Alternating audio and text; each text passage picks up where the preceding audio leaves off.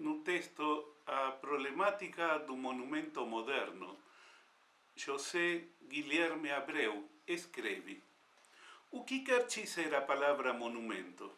Importa, desde logo, precisar esta questão. Monumento é um nome que provém do latim monumentum, como designação de monumento comemorativo, um termo derivado do verbo monere, que por sua vez exprime uma atenção solicitada, um pensamento virado para o passado, mas também uma advertência para o futuro, uma monição contra o esquecimento. Abreu aponta ainda que o termo monumento deve ser considerado em um sentido duplo.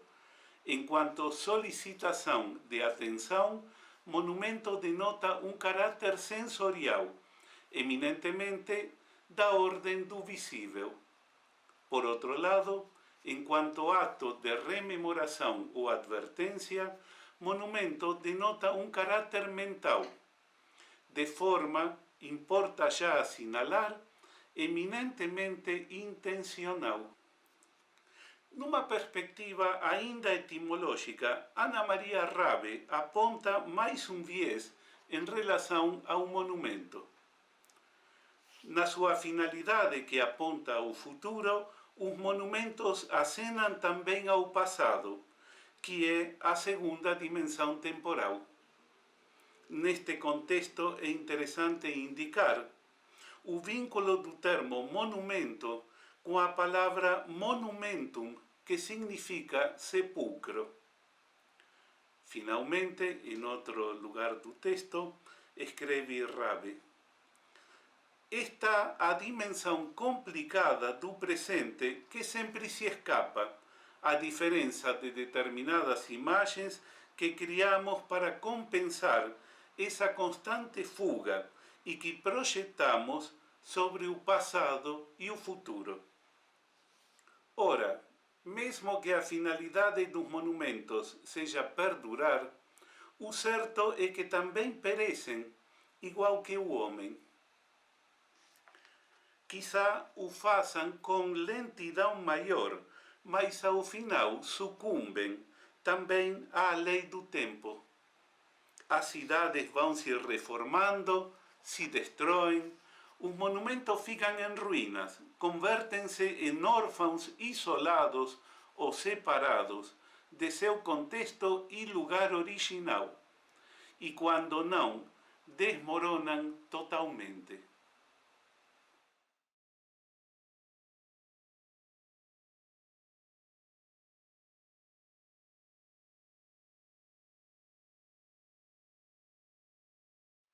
O artista alemão Jochen Gers é um artista conceitual que viveu na França de 1966 a 2007.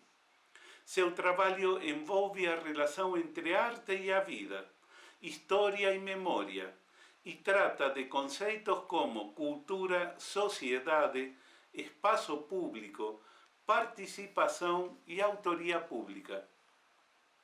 Ao refletir sobre o trabalho de Gers, Leila Danziger escreve: a poética pública de Jochen Gers pode ser compreendida como um laboratório político, artístico, existencial, ativado a partir da sociedade alemã do pós-guerra. Sua obra demonstra aguda compreensão das aporias que envolvem as práticas do monumento na contemporaneidade, criando condições de possibilidade para a tarefa não de os construir ou erguer, verbos que pertencem ainda ao regime do monumento tradicional, mas simplesmente colocá-los em ação por algum tempo. Márcio Seligman Silva escreve sobre o trabalho de Gers. Gers, assim como de um modo geral os artistas que lidam com as catástrofes do século XX, sabem que a história não pode ser mais facilmente decantada em imagens artísticas. existe a possibilidade de simplesmente mimetizar as imagens traumáticas, de repetir mecanicamente essas imagens que se fixaram na nossa memória coletiva. A questão é conseguir sair desse registro de mera repetição, que vemos, por exemplo, na arte dos anos 1960 de Andy Warhol. A traducibilidade entre fatos, imagens e palavras, que antes era pressuposta pela arte da memória clássica, deixa de ser aceita como algo automático. Cabe ao artista buscar uma solução para dar conta desse passado, que não se deixa capturar nas imagens, gêneros e práticas artísticas herdadas. Assim como o literato que se volta para as catástrofes deve buscar o tom correto para lidar com esse passado, cada artista busca um dispositivo que abra acesso para o seu trabalho de memória, que envolve sempre uma desmemória, uma descristalização das criptas. No caso de Gers, ele costuma encenar a própria mecânica do recalcamento. Outros artistas optam pela memória fotográfica, outros ainda pela poética do acúmulo de ruínas, de traços e documentos do passado, ou mesmo de restos dos mortos.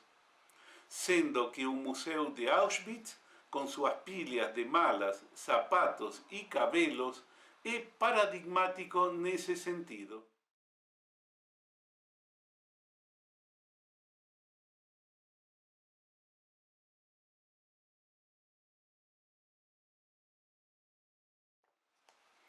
Escreve Walter Benjamin.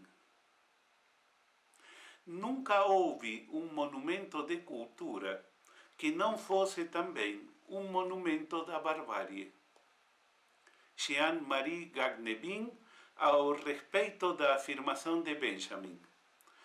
Como entender esse aparente paradoxo? De um lado, a cultura como testemunho da barbárie que subjaz a sua produção. Do outro, a cultura como manancial de tenacidade e astúcia, de humor, de resistência e de questionamento da continuidade da dominação. Ambos os momentos se completam num esforço de dessubstancialização daquilo que se costuma chamar de cultura. Essa não consistiria num aglomerado de objetos preciosos, mas seria definida muito mais como relação espiritual viva do presente ao passado, do passado ao presente. Para pensar a relação do presente ao passado, em particular do presente em relação à cultura que lhe foi transmitida pelo passado, Benjamin desconstrói o conceito trivial de atualidade, que é geralmente empregado para justificar o recurso a obras antigas.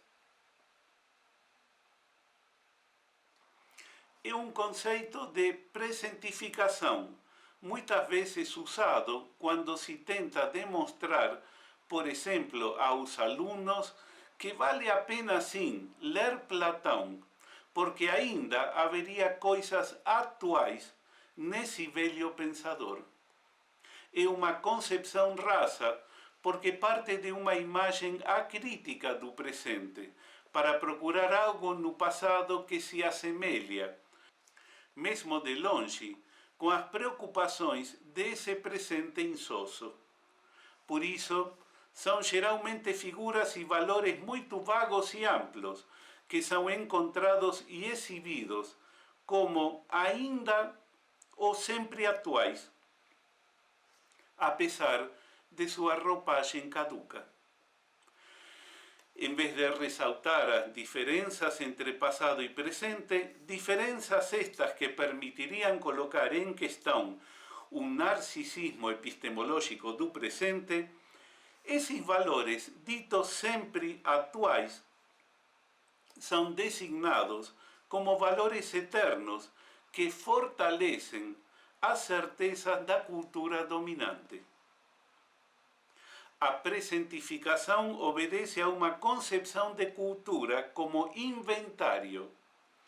O inventário do butim que os vencedores pegaram dos seus adversários vencidos e que expõem à vista não pode ser considerado, senão de maneira crítica, pelo historiador materialista. Esse inventário é chamado de cultura.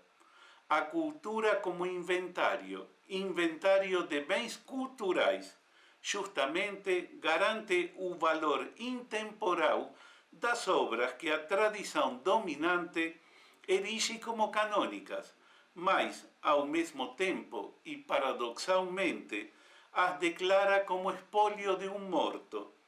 Esse passado embalsamado e engavetado. O atual é sinônimo de intemporal. Em oposição, continua Gagnevin, a concepção achatada e trivial de atualidade como presentificação, isto é, como repetição de um valor eterno do passado no presente, concepção apologética e repetitiva, Benjamin forja um conceito intensivo de atualidade, que retoma a outra vertente semântica da palavra, ou seja, vir a ser ato de uma potência. Uma potência que jaz encoberta como confiança, como coragem, como humor, como astúcia, como tenacidade, nas obras do passado e que cabe ao presente reencontrar. Essa atualidade plena designa muito mais a ressurgência intempestiva de um elemento ocultado, esquecido, dirá Proust, recalcado, dirá Freud, do passado no presente, o que também pressupõe que o presente esteja apto, disponível, para acolher esse ressurgir, reinterpretar a si mesmo e reinterpretar a narrativa de sua história à luz súbita e inhabitual desse emergir. Se essa concepção lembra as reflexões do narrador da busca do tempo perdido e do fundador da psicanálise, é porque Freud e Proust são, para Benjamin, os dois grandes modelos de uma outra relação com a memória. A temporalidade do passado não se reduz mais ao espaço indiferente de uma anterioridade que precede o presente, na linha monótona da cronologia. Ao contrário, momentos esquecidos do passado e momentos imprevisíveis do presente, justamente porque são separados, portanto distantes, se interpelam mutuamente numa imagem mnêmica que cria uma nova intensidade temporal.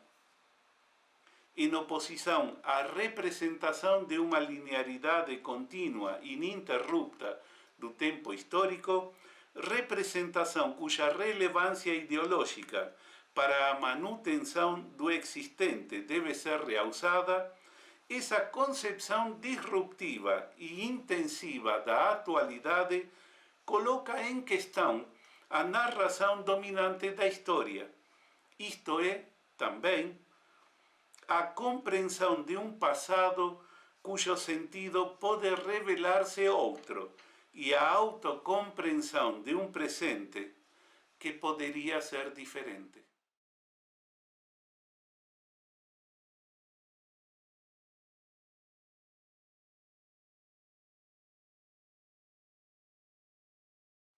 As indagações freudianas propiciam a perspectiva de que passado e presente não se encontram em uma linha consecutiva, uma timeline cronologicamente encadeada. O passado e o presente se encontram em uma relação de descontinuidade e cujos pontos de articulação procedem de diversos fenômenos e processos de ordem psíquica. Neste sentido, a noção de história em Freud deverá ser pensada ao redor dos termos mito, ficção e construção. O sintoma como monumento e ruína, ao mesmo tempo, como vestígio de um conflito entre forças pulsionais opostas, pode ser considerado como a tentativa de conciliar estes dois tempos inconciliáveis, o passado e o presente. Sobre a questão da psicanálise e a história, Michel Desserteau escreve: a psicanálise e a historiografia têm, portanto, duas maneiras diferentes de distribuir o espaço da memória. Elas pensam de modo diferente a relação do passado com o presente. A primeira reconhece um no outro, enquanto a segunda coloca um ao lado do outro. A psicanálise trata essa relação segundo o modelo de imbricação, um no lugar do outro, da repetição. Um reproduz o outro sob uma forma diferente. Do equívoco e do quiproquo. O que está no lugar de quê? Há, por toda parte, jogos de máscaras, de reviravolta e de ambiguidade. Por sua vez, a historiografia considera essa relação segundo o modelo da sucessividade, um depois do outro, da correlação, maior ou menor grau de proximidade, do efeito, um segue o outro, e da disjunção, um ou outro, mas não os dois ao mesmo tempo. No texto O Mal-Estar na Cultura, Freud escreve: com isso tocamos no problema mais geral da conservação no psíquico. Desde que superamos o erro de achar que nosso habitual esquecimento significa uma destruição do traço mnemônico, tendemos à suposição contrária de que na vida psíquica nada que uma vez se formou pode acabar, de que tudo é preservado de alguma maneira e pode ser trazido novamente à luz em circunstâncias adequadas, mediante uma regressão de largo alcance. Por exemplo, vamos tentar apreender o que esta suposição envolve por meio de um símile de outra área. Já em Construções e em Análise, Freud escreve: seu trabalho de construção, ou se preferir, de reconstrução, mostra vastas coincidências com o do arqueólogo, que exuma lares ou monumentos destruídos e sepultados. Na verdade, é idêntico a ele, só que o analista trabalha em melhores condições. Dispõe de mais material auxiliar, porque seu empenho se dirige a algo ainda vivo, não a um objeto destruído.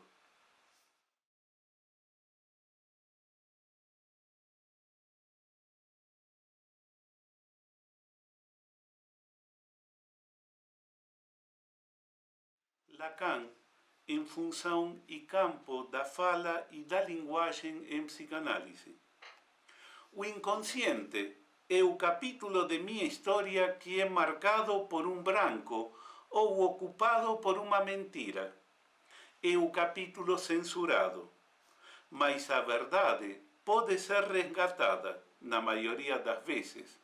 Já está escrita em outro lugar, qual seja, nos monumentos. E esse é meu corpo, Isto é o núcleo histérico da neurose, em que o sintoma histérico mostra a estrutura de uma linguagem e se decifra como uma inscrição que, uma vez recolhida, pode ser destruída sem perda grave.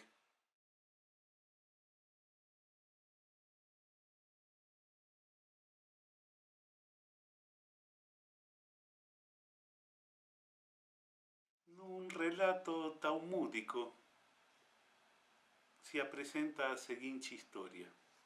Quando o mestre espiritual Israel Baal Shem Tov, fundador do Hassidismo, tinha ante si uma tarefa difícil, ia em certo lugar do bosque, acendia o fogo e meditava rezando. E aquilo que decidia fazer se realizava.